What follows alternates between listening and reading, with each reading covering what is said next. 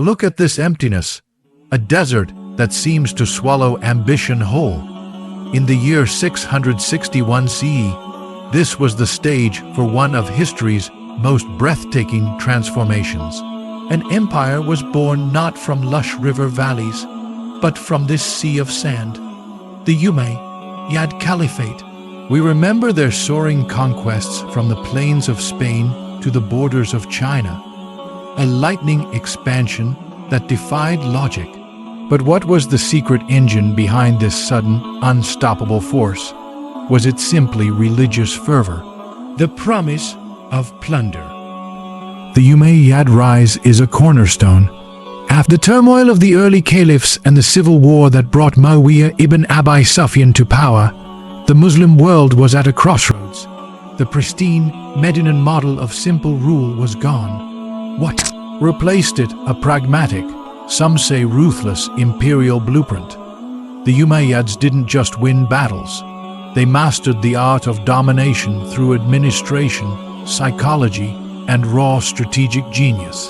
The Islamic State was now a colossal entity, stretching from North Africa to Persia. It contained ancient cities like Damascus, Alexandria, and Ctesiphon, teeming with diverse peoples: Arabs, Byzantines, Persians, Copts, Berbers. Loyalties were divided, the treasury was strained. The enemy, the mighty Byzantine Empire to the west, and the fragmented but resilient Persian remnants to the east was watching, waiting for this new power to crumble. Host, the hidden strategy wasn't born in a moment of inspiration, but from cold necessity. Muawiyah, the architect, was more CEO than caliph. His goal, survival and permanence, and the tools he used would create a template of empire that later dynasties, even the Ottomans, would study.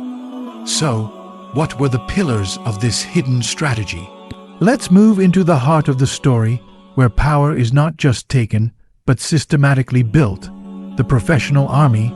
The early conquests relied on tribal militias, loyal to their chiefs, fighting in seasonal campaigns. Muawiyah shattered this model. He created the first standing professional army in Islamic history, paid directly from the state treasury, loyal to the caliph in Damascus, not to their tribe. He established the Jund system, permanent military districts in Syria, each responsible for maintaining a ready force. Host, this was revolutionary. It meant constant pressure on Byzantines, no more summer raids. Now, it was a perpetual war of attrition. He fortified the coast and created the first Islamic navy, challenging Byzantine mastery of the sea. This professional force was the sharp, unwavering spearhead of expansion, the intelligence web. Muawiyah was a master of information. He perfected the Barid, a postal system borrowed from the Romans and Persians, but turned it into a terrifyingly efficient spy network. Couriers weren't just carrying letters, they were his eyes and ears. Governors, generals, even distant tribal leaders knew their words could reach Damascus in days. This web stifled rebellion before it could even be whispered. It allowed him to manage frontiers thousands of miles apart with shocking speed. Host, but an army and spies cannot rule millions, which brings us to the most crucial and controversial pillar, the politics of assimilation and control. The Umayyads did not seek to convert everyone. In fact, initially, they preferred it that way. Why? Economics. Narrator. The empire's wealth came from the Kharaj and Jizya taxes paid by the massive non-Muslim populations. Mass conversion would drain the treasury, so the Umayyads made a calculated choice. They created a layered society. At the top, the Arab-Muslim ruling class, centered in garrison cities. Below them, the Mawali non-Arab converts who were often treated as second-class citizens, paying higher taxes and barred from top positions. And below them, the protected dhimmi communities. Host, this wasn't just social, it was geographic. The Umayyads solidified Arab tribal power by settling them in key strategic cities: Kufa, Basra, Fustat, Kairouan. These were not just cities, they were military hubs, designed to control conquered land and keep the indigenous populations in check. It was a system of brilliant, cold stability, and when this system was threatened, they showed their iron fist. Enter Al-Hajjaj ibn Yusuf, the Umayyads' most feared enforcer, sent to Iraq, a hotbed of dissent from both Shia and disgruntled Mawali. Al-Hajjaj didn't negotiate.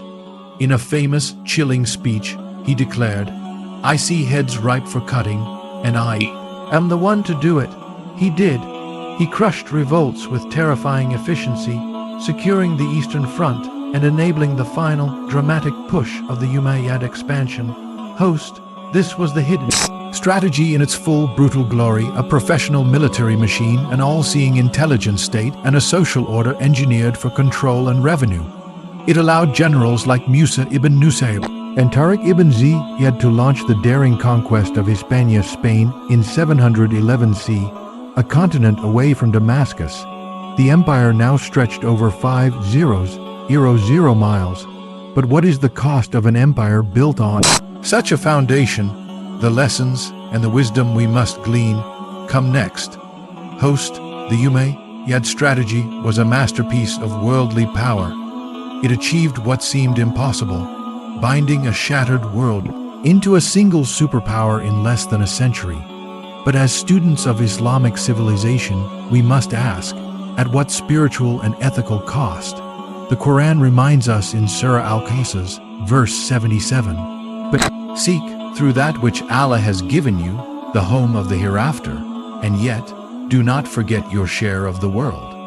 The Umayyads, in their relentless pursuit of their share of the world, risked forgetting the balance.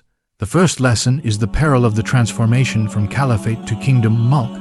The early Islamic state was a community-based, almost republican ideal.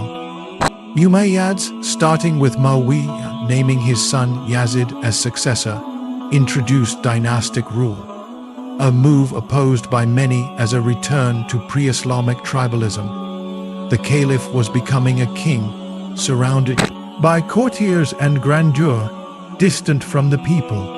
This sowed the seeds of permanent opposition, most notably from the followers of Ali, the Shia, and from pious circles who saw the Sunnah way of the Prophet being abandoned. Host, the second, and perhaps most devastating lesson, is the sin of racial or tribal arrogance, asabiyya. The Umayyad policy of privileging Arab Muslims over non-Arab converts Mawali was a catastrophic deviation from the Prophet's final sermon. All mankind is from Adam and Eve. An Arab has no superiority over a non-Arab, nor does a non-Arab have any superiority over an Arab, except by piety and good action. By instituting a racial hierarchy, they alienated the vast majority of their subjects, the brilliant Persian, Berber, and Coptic minds that would later fuel Abbasid Golden Age were initially stifled. This wasn't just unjust, it was strategically foolish. It created a pool of resentment that the Abbasid Revolution would expertly tap into. The third lesson is the corruption of wealth and power. The immense wealth flowing into Damascus led to staggering displays of luxury, desert palaces filled with wine and imagery forbidden in Islam. The caliphs began to resemble Byzantine emperors or Persian Shahs more than the successors to the Prophet. This moral decay eroded their legitimacy in the eyes of the devout. The Islamic principle of zuhd, asceticism, and detachment from worldly glitter was visibly abandoned by the ruling elite. Host, so what does this teach us today? Whether in our personal lives, communities, or nations, the Umayyad arc is a timeless warning. Efficiency without justice is tyranny. Expansion without inclusion is fragile. Power without piety is self-destructive. Their strategy was brilliant for empire building, but it failed at soul building. It lacked the core Quranic principle of adl justice and Rama mercy. The very groups they marginalized, the pious scholars, the aspiring Mawali, the disenfranchised, poor became the grave diggers of their dynasty. The hidden strategy, therefore, reveals a profound truth. No state, no matter how militarily or administratively brilliant, can endure if it severs the connection between power and ethical principles. The Umayyads showed the Muslim world how to build an empire. Their successors, and we, as inheritors of this history, must learn how to build a just and sustainable civilization. So, was the Umayyad era merely a story of moral failure? Absolutely not.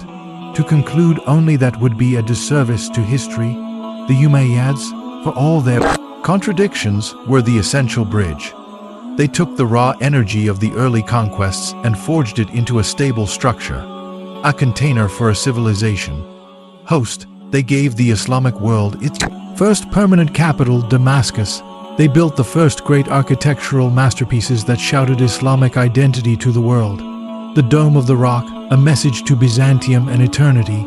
They unified the empire with a single Arabic currency and official language, binding it administratively.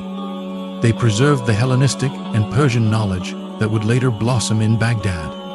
And they opened the door to Europe in Al-Andalus, planting a seed that would produce one of history's most dazzling cultures of coexistence.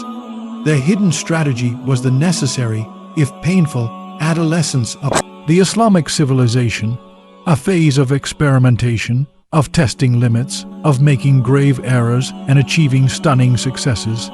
It set the stage for everything that followed: the Abbasid Golden Age, the brilliance of Islamic Spain, even the sophistication of the Ottomans, all rested on the geopolitical and administrative foundation laid, for better or worse, by the Umayyads. Host, the final lesson is one of complexity and legacy. History is not a fairy tale of heroes and villains. It is a tapestry woven with threads of ambition and piety, genius and injustice. The Umayyads compel us to hold two truths at once: to admire their worldly genius in statecraft, and to critically examine their ethical deviations from the prophetic ideal. Host, they teach us that civilization building is a perpetual struggle between power and principle. As we reflect on our own lives and our world today, their story asks us urgent questions. How do we organize society with both efficiency and justice? How do we treat the newcomer, the convert, the different among us? How do we wield power without being corrupted by it? The white banners of the Umayyads eventually fell, replaced by the black banners of the Abbasids, but their shadow was long. They proved that the Muslim community could rule a world empire. The challenge they left for all future Islamic dynasties, and for us, was this: can you do it while keeping faith with the heart of the message? Host, this has been an exploration of the Umayyads' hidden strategy. If you found this journey into the depths of Islamic history enlightening, then please subscribe and hit the bell icon. Your support helps us bring more deep dives into the civilizations that shaped our world, from the Abbasids and Ottomans to the scholars and scientists who lit the Dark Ages. Share your thoughts below. Can the pursuit of power ever be fully reconciled with piety?